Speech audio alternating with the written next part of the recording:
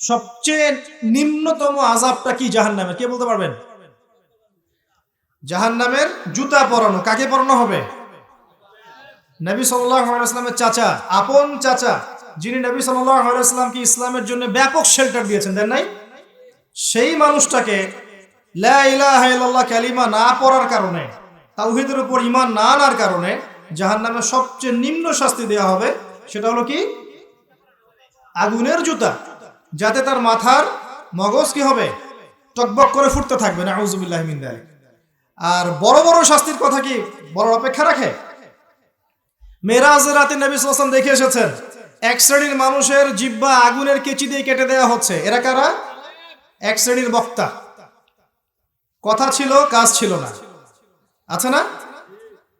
আর আমি বলতে চাচ্ছি না যে মাহফিল সংস্কৃতির মধ্যেও ভিতরে কত কি আছে, আমি এটা বলতে চাচ্ছি না।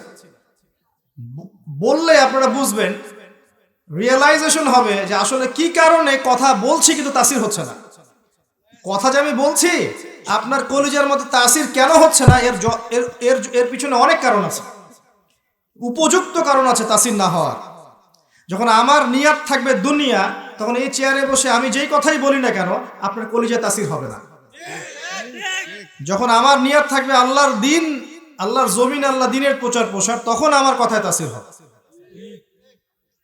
যখন আমার দিন প্রচারের স্বার্থ হবে যে একটা ফ্ল্যাট কিনতে হবে আমাকে এই বছর, জমি নিতে হবে, এই করতে হবে ওই করতে হবে, দিনে 3-4টা মাহফিল থাকলেও নিতে হবে, কারণ আমার একটা বাজেট ফিক্স করা আছে, এটা আমাকে নিতেই হবে। তখন দেখবেন আমার কথায় আপনার মনে কোনো তাসির হচ্ছে না, কোনো তাসির হচ্ছে না। আল্লাহর জন্য যারা এখানে এসে বসেছেন আর আল্লাহর জন্য যারা এই চেয়ারে এসে বসে, তাদের মাঝে দেখবেন কলবের মধ্যে নূর এবং তাসির হবে ইনশাআল্লাহ। এছাড়া কোনোভাবেই সম্ভব না। অনেক কথা আমি বলতে চাচ্ছি না, প্রসঙ্গে আসেন। আগুনের কেচি দিয়ে কেটে দেওয়া হবে। আল্লাহ পাক আমাকে এখান থেকে হেফাজত করুন, আপনাদের সবাইকে হেফাজত করুন, সবাইকে আমাদেরকে জানা অনুযায়ী আমল করা তৌফিক দান করুন। এক শ্রেণীর মানুষকে দেখে এসেছেন রক্তের নদীতে ফেলে মাথা ফাটিয়ে দেওয়া হচ্ছে। এরা কারা? এই উম্মতের সুদখোর। কে বলতে পারবেন রক্তের নদী কেন, অন্য নদী নয় কেন? কারণ তারা মানুষের রক্ত চুষে খেয়েছে। ঠিক বলেছেন। সুদের মধ্য দিয়ে তারা গরিবের রক্ত চুষে খেয়েছে। পৃথিবীর একটা অংশ দিন দিন বড় হচ্ছে, বড়লোক হচ্ছে, একটা অংশ গরিব হচ্ছে। এটা রিবার কারণে, সুদের কারণে।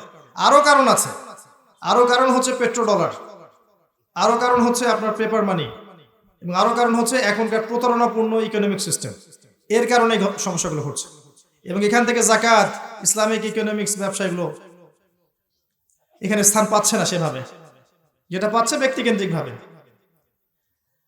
তো এর ধ্বংস সামনে আসবে ইনশাআল্লাহ। আল্লাহ পাক প্রত্যেকটা বিষয়ের একটা সমাধান, সময় দিয়েছেন। ফাইদা জাআ আজালুহুম লা ইস্তাখিরুনা সাআতা ওয়া লা ইস্তাকদিরুন।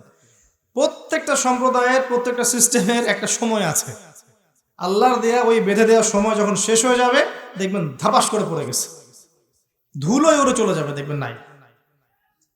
একটা সময় এই পৃথিবীতে মঙ্গলদের শাসন ছিল, জানেন? অর্ধবিশ্ব শাসন করেছে। এখন মঙ্গোলিয়া নামে কোনো দেশ আছে, কেউ মাথায় আনে না, মানুষের মাথায় নাই যে ওটা এরকম একটা জাতি ছিল যারা সারা বিশ্ব শোষণ করেছে। বাগদাদে 40 লক্ষ মুসলিমকে হত্যা করেছে।